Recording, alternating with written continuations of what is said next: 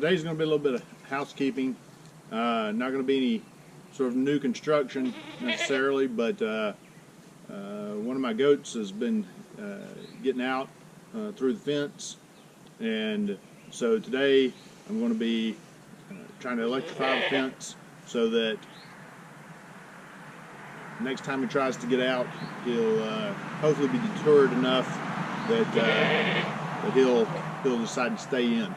Decide that what's on the inside is better than what's on the outside. When we first built the fence, we built it out of this field wire down at the bottom with metal posts, and then came along and sort of reinforced it with a little bit of barbed wire, and then tied the barbed wire to the field wire so that the barbed wire would stay sort of close to the field wire as it ran along, trying to make it so that if the goats pushed down on the field wire, the barbed wire would come with it, and they wouldn't be able to climb through as easily. But you can see over time that barbed wire, you know, it loosens or it rusts like that. You can see that this section has actually rusted and really just not attached anymore, and so the goats have started, you know, been able to space out the wire easier and start to come through it. So in certain locations I've been reinforcing it with this baling twine, and you can see here's the transgressor now deciding he's wanting to go over to the other side, and so either he's jumping it, which certainly based on his size and ability he could certainly jump that if he wanted to, but also some of these gaps have gotten wide enough in the past that he's just been able to go through it. Also, if you look, the fence has been pushed out from being rubbed on. You can kind of see, maybe, I don't know if the camera picks it up or not, but you can see a little bit of a eaten away appearance to these shrubs, this privet that's next to the fence. They've been pushing through with their heads, trying to get out to that privet and eating what they could get. And so my goal for today is twofold. One, I'm going to put a wire up high enough that it'll keep them from getting the idea that they need to, you know, go through this section. And then also I'm going to put a wire a little bit lower to keep them from pushing on the fence on a regular basis. And so not a lot of people are used to putting up electric wires. I've put up several now, so I'm going to try and use this video to show how an easy way to do that is. In addition, just as an aside, I've let my pasture kind of grow up. You see that privet there and privet along the edge here, these blackberry shrubs. Part of the maintenance on this fence should be not just making it so they won't push on the inside of the fence, but it should be cutting all of that excess down on the outside of the fence so that they won't want to get to it. My first step, and I don't know that this would necessarily be the way everybody would do it, but my first move is going to be to put some of these insulators on the inside of the posts. I have had luck with some smaller insulators that don't stick out quite so far from the post, but oftentimes that allows the goat to get too close, and this sometimes they'll tangle in if they get too close, but it also allows them to be a little bit further back when they realize there's a problem, not be right up on right up on the fence. The other key that I would mention is that when you put these on the fence, that you don't put them too low. One time I ran a bunch of wire. I had it so close to the ground that I kept shorting out because the grass would grow up and start touching the electric wire, and as a result, they're curious, and as a result, the fence would stop working and the goats would get tangled in the wire. So you want to make sure that you don't put this too low. You want it to be up just about shoulder level for the goats at the lowest point, and then close onto the top after that, to be, you know, close enough to keep them from wanting to try to go over, but not so high up that they have to really stand up on the fence to get hit. So I'm going to go around now and put 2 of these on each post, and that way I'll have two layers of wire when I'm done.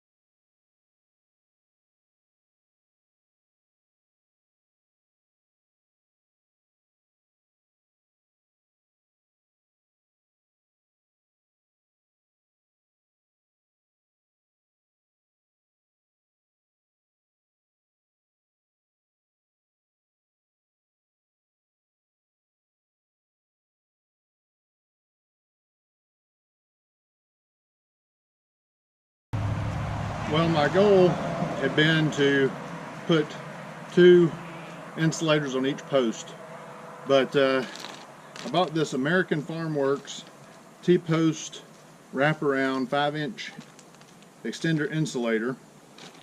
This is what it's supposed to look like. The back side, and I really feel like they're subpar. I bought 50. That should have been more than enough to do 2 on each post and have extra left over.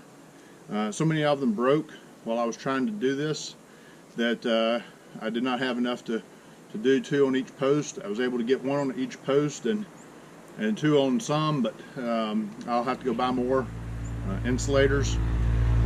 So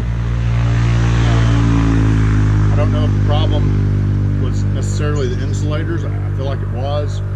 They didn't,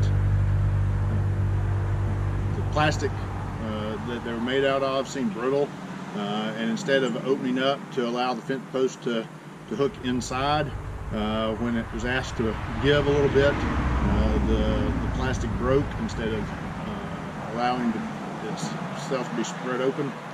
So I don't recommend getting that brand. I don't know another brand to recommend. Maybe it has to do with my posts being older. Maybe they're bigger, thicker posts than what you find on the market today. I don't know. Anyway, it'll take me a while now to get some insulators to replace these. So in the meantime, I'm going to go ahead and put in my ground post and hook up the charger, the Energizer, and let it be running. The next component that I'm going to put together are going to be these corner insulators, and what I'm going to do is I'm going to take one just like this, and I'm going to wrap the some of the electric wire that I have around it and just make a twist, just something to hold the insulator still, and then I'm going to carry that twist out with some longer tails on it to wrap around the wooden post. The same thing I've done here. You can see I've got my insulator with the twist, and then I've got these longer tails that carry out toward the away from the insulator, and all that'll do is wrap around the corner posts or wooden posts and provide something for the electric wire to pull against. These are my insulators that will go at the ends of the fence and at all the corners, and they're going to be held on by this twist of electric wire. And I went ahead and hooked these up first because that's where I'll tie the wire to, and it will actually get pulled in this manner down toward the rest of the fence. But I'll wait and put the rest of them up as I go, so that as I unroll the wire, I'll be able to wrap it around the insulator and not have to try to figure out a way to pass it through there once it's hooked up. So I'll put up all the insulators on the wooden posts as I go. This is my setup for where the wire, actually the fence starts, and I have these two insulators here and there tied to the edge of my barn, and then I have wire coming from that insulator and running down the length of the fence, and have one coming from that insulator and running the length of the fence. The snag is always trying to figure out how to keep the wires from touching. So for instance, right here, I'm very close to touching with the fence. If it touches, then what will happen is it'll short the circuit, and I just won't get any electricity to my fence. So that's the case whether it's the wire from the fence or if it's grass from the ground. If you have anything that's touching your circuit, then you're going to ground yourself out, and your electric fence won't work. So I'm trying to be very careful here that I not touch anything, even though I'm sort of tied to the side the way I am. The final setup itself is the Energizer. You can see we have the ground wire here, labeled ground, also green, and then the red fence wire here, labeled red, and we have a flashing light that gives us an indicator that it is actually working. That way, if it's at night and we want to look from the house down here, we can see a flashing light and know that the fence is working. Also, that way we don't have to use some kind of tester to determine if the Energizer is working. We can just test the fence line. So I've done a couple of things that I would probably not do if this were not sort of a test setup and a video. I've got a extra long tail, you can see here on my fence line. I've left that there because my intent is to put the Energizer up on a post, and I don't have the post with me at this time, but I'm ready for the Energizer to be turned on, so I don't have to worry about the goats getting out this evening. So I would not have left that line long. Also, I've left my ground bar, my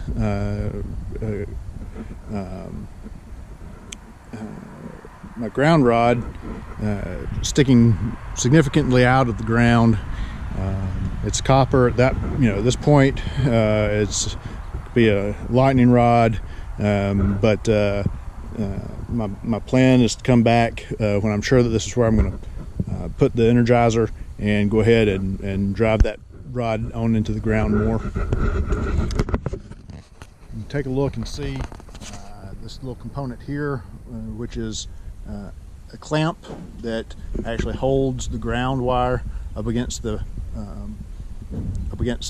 copper pipe, the copper rod, which I also have put some of the wire wrapped around going down, just because, again, I've left myself extra so that when I finally decide if this is where I'm going to put it or not, I'll cut a lot of that away.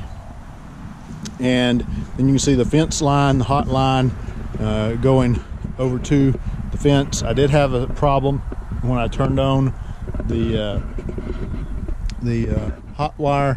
You can see there's not much clearance between that down passing hot wire and the fence, and I did have some popping, some sparking coming from that area where the wire was contacting the fence, so I had to readjust my fence a little bit.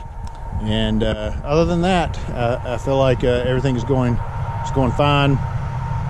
My final step will be to come out and get a fence tester and put on it. I'm not going to do that this evening.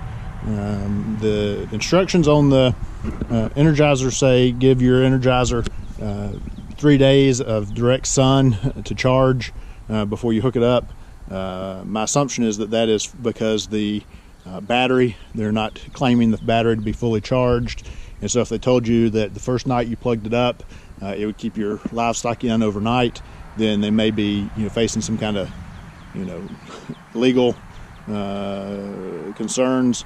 But in this situation, I don't expect that mine are going to go gallivanting overnight, and I'm not going to be in a position where I can come out and turn it on and off for the next few days. So I'm just going to leave it on and assume that it will charge properly during the day tomorrow and the next few days. And even if it discharges overnight, we're going to end up being sunny, so I should have plenty of charge on the battery for the night. And again, they're not getting out every time I turn around. This is just as a safety component, so I'm not concerned that I may have a weak charge overnight. So I hope you found this interesting and helpful. There are some components here that I've not gone over, like the end of the wire, what to do at all of the ends, how to splice the wire, how to twist the wire. Those things I feel like are things that you sort of have to pick up on your own. It's not real hard. I mean, you can see from what I've done. I just wrap the wire around itself. That's not a lot of specific engineering there. That's just very basic. It's metal. I want as much contact between the metal as I can to make sure that it's getting electricity through it. So I just twist it against itself as many times as I can, as tightly as I can, and let that be it. It's just not it's not a lot of specific work there. Same thing down here. This is just the end of one wire. I twisted it and then ran it up and twisted it here. I didn't get into a lot of that in this video, but I think a lot of those twisting things you can come up with on your own. So I hope this was informative. Hope you learned a lot, and hope you like and subscribe. And if you have any suggestions for videos, please leave them in the comments below. If you have any questions about what I did here, I'll be glad to answer those in the comments. Thank you very much.